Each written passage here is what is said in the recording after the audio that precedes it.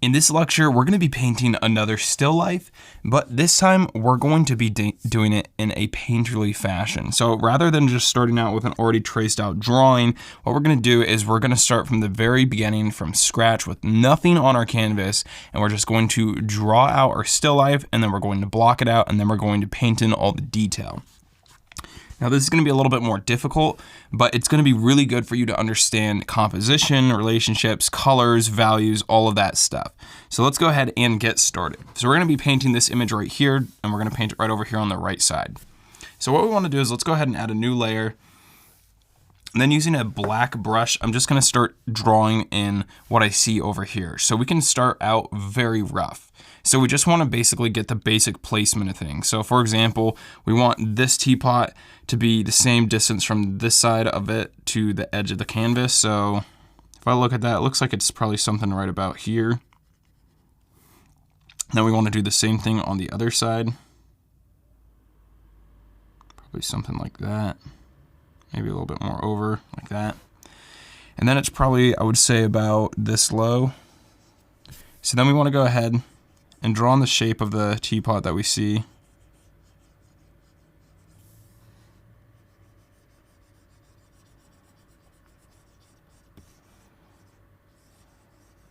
Something like that. And as you can see, it's just very rough sketching. There's nothing much to it. I'm going to go ahead and do an oval right here for the, I don't know what you call this thing, but the snout or whatever. Whoops. Bring that brush size back down. And then I'm going to go ahead and do the hole of the spout. That's what it's called, the spout. So I'm going to paint in the hole of the spout. Pay attention to the relationships of things. So for example, the hole of this spout is not down here. It's not below the bottom of this line. You want to pay attention to the relationships between all the shapes and forms. Make sure you're painting it in the right spot. Oops. All right, and then we have some water that's spilling out of this into the teacup. It's right about there. Then we can go ahead and start roughening the teacup.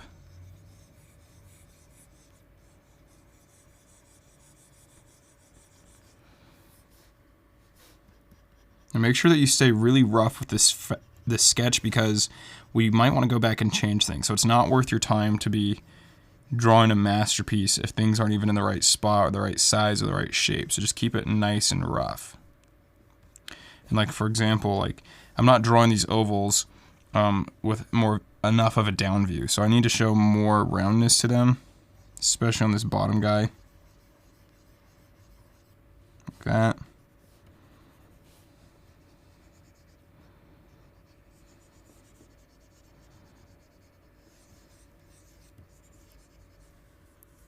Ready? Maybe I can open up this opening just a little bit more.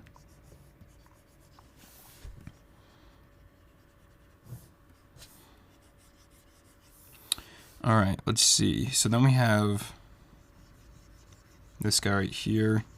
Pay attention to how close it is between there and the edge of the canvas. These are the type of relationships we're looking for, to make sure that we're drawing things the right size, the right shapes, stuff like that.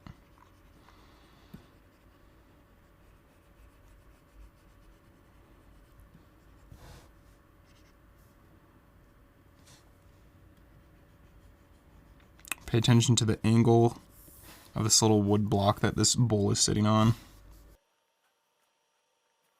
So drawing this, I can already see that the relationship needs to change. I need to bring this bowl a little bit further down so it's almost touching the edge of that cup. And the opening of this cup probably actually needs to get a little bit bigger too. So maybe I'll bring it out to about there. And then you can just switch over to your eraser tool and switch to a hard edge.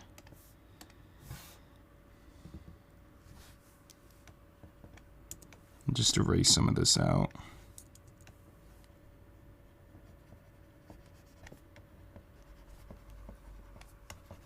And erase some of that out as well. All right, let's see. Let's go ahead and add some dimension to this box.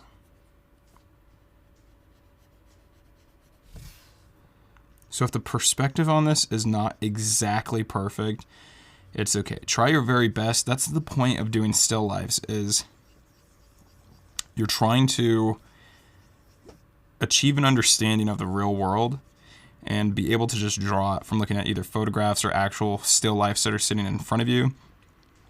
And this is going to give you a really deep understanding of how light and color and composition and all these things work. The more you do it, the better you're going to get at it, and the more you're going to have a deeper understanding. All right. And you'll also notice that I'm just trying to use as basic shapes as possible. So circles, kind of curved trapezoids, and block shapes. And I'm just using a circle right here for this brush over here. So just try to keep it super simple. All right, let's start sketching in some of these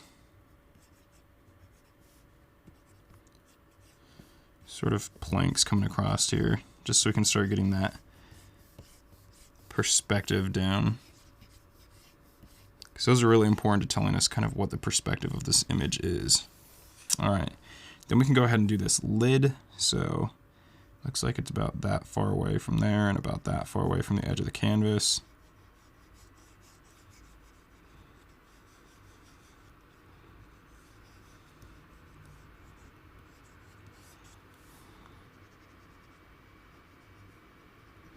Go ahead and put this little knob on the top. Like that.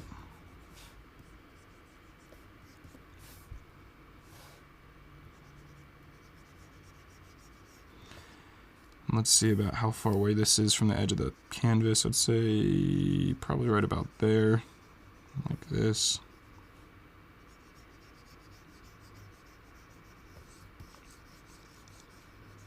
And always just kind of imagine lines coming off from the image to your drawing to see if things look about the right height and stuff like that. Let's go ahead and do the top opening. Kind of round that out a little bit more.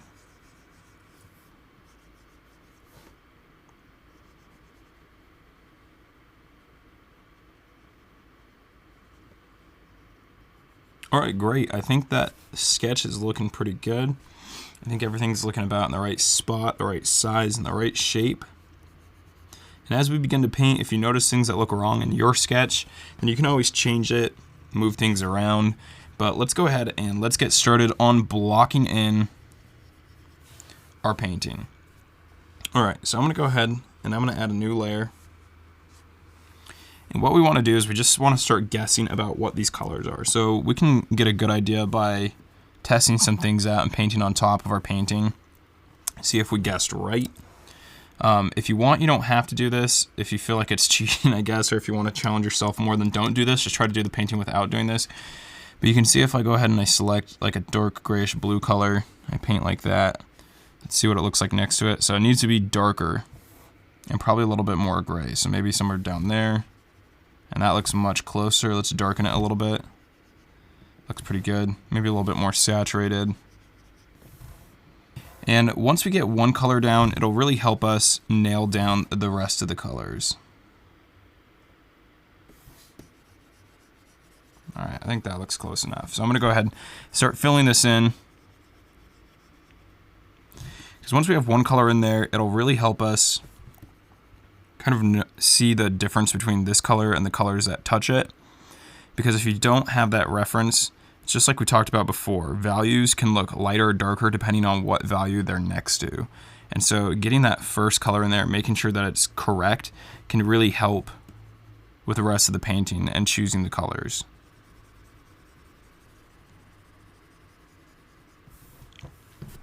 Maybe I will line that up a little bit.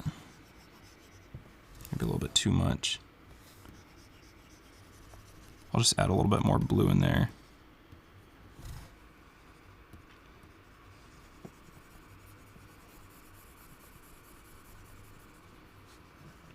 Remember, like I taught you in the blocking in lecture, that when we block things in, we just want to keep it really simple.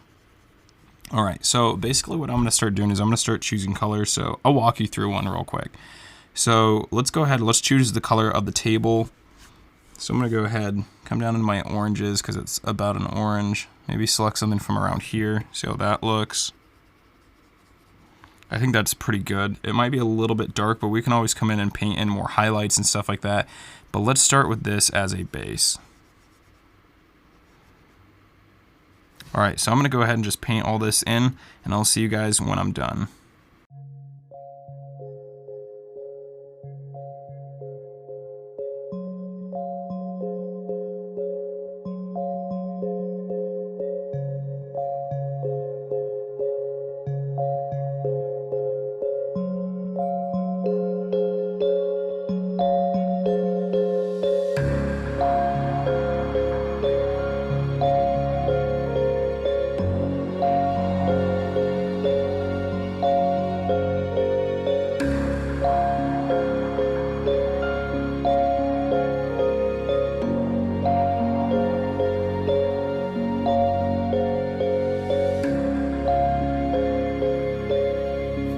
Alright, so now that we have that really roughed in, what we want to do is let's go ahead and switch over to a hard round pressure opacity brush, and we're going to use this to paint with so that we can get a little bit more of a painterly look. And what we want to do now is we want to go in there and we want to start cleaning up some of these edges and really painting out these forms. So they're really rough right now, but we want to make sure that we start painting these in so that the forms look basically perfect, or as close to what we see in the photograph as possible. We can start adding in more shadow, do a little bit more blending, but at this point we still want to keep it really rough. We're going to come back and add in more detail later.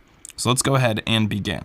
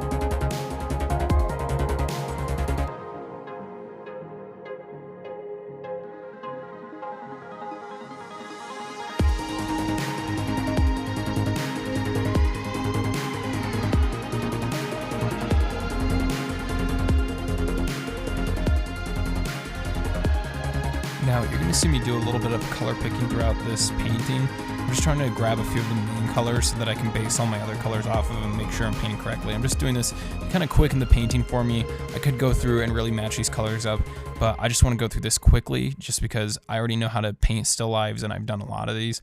So just make sure that when you're doing it, since this is your learning process, that you're actually choosing the colors yourself and you're not just color picking them from the photograph. Make sure that you're actually going into your color tray and choosing those colors. You can paint on top of your photograph to see if they match, but try to do your best to not color pick. If you need to color pick 1 or 2 colors in there just to get a base, like the background, for example, or something like that, you can do that, that's fine. But try to choose all the colors yourself, and this is where you're really going to learn about color.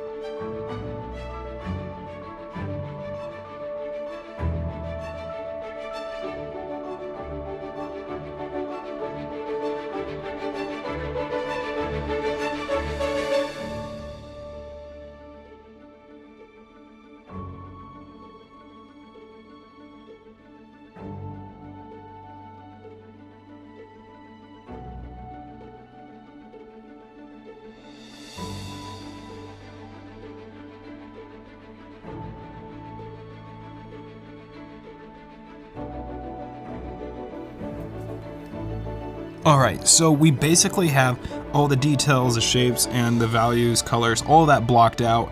And a lot of the details there too. I went ahead and I started detailing things out a little bit more, but it's not completely finished. There's some areas where we really want to detail it out and make those lines nice and crisp, and some other areas where we want to soften those lines. So if you remember, we learned about edge control. So we really want to control the edges in our image so that our focal point becomes a focal point and other things kind of blend into the background and are just a little bit fuzzier.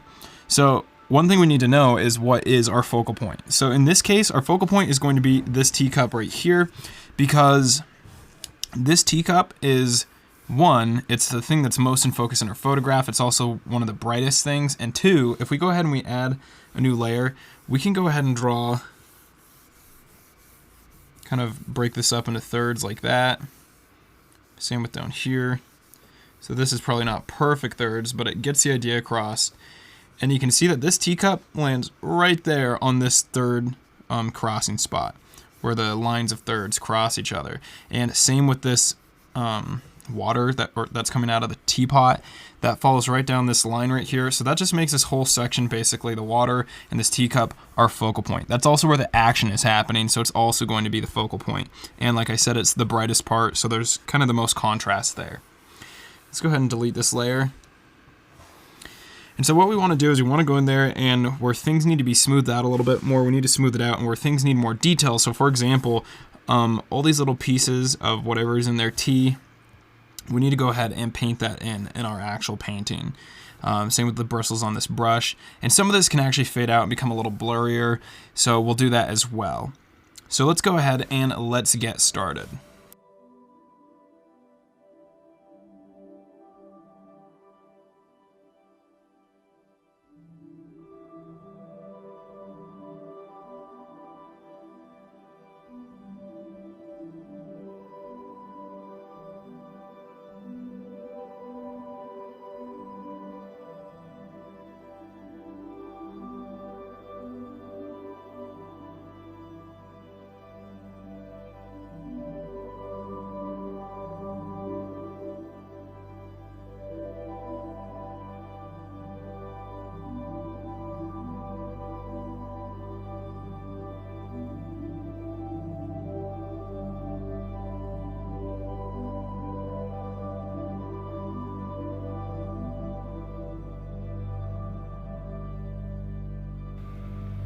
Alright, so this painting is basically complete. Now, something we can do to soften up some of these edges a little bit more is we can go ahead and we can grab our blur tool.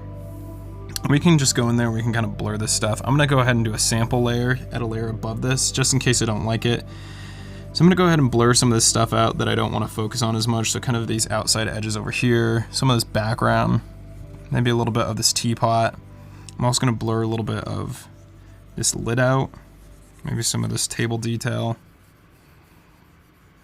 Some of the shadow down here. I'm going to blur out this brush and this little wooden block that this bowl is sitting on. And I'm going to blur out that bowl as well. Blur out this background a little bit more. See how the difference looks? So I think that helps a little bit. I'm also going to come back in here, and I just realized that I didn't completely blend all of this in, so I'm going to go ahead and take my brush and just color pick this dark blue color and start painting in. Just kind of blur this blue in a little bit more.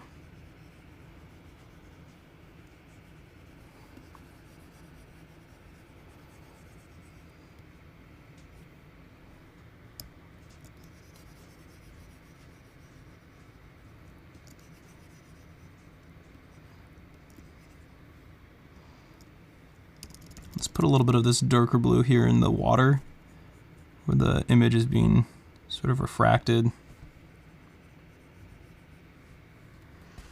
Alright, so some of this stuff we didn't get crazy detailed with. So back here, this whole bowl back here in that block, I kept it nice and loose. Same with back here. Even this bowl right here, I didn't completely detail it out or make it 100% accurate. I just kind of got the impression in there and the right highlights and shadows. And that's what we're looking for. We're trying to gain an understanding of this image, and so by at least just giving the impression of each object, that will really help you learn. All right, that brings us to the end of this lecture. Thanks for watching, and I'll see you guys in the next one.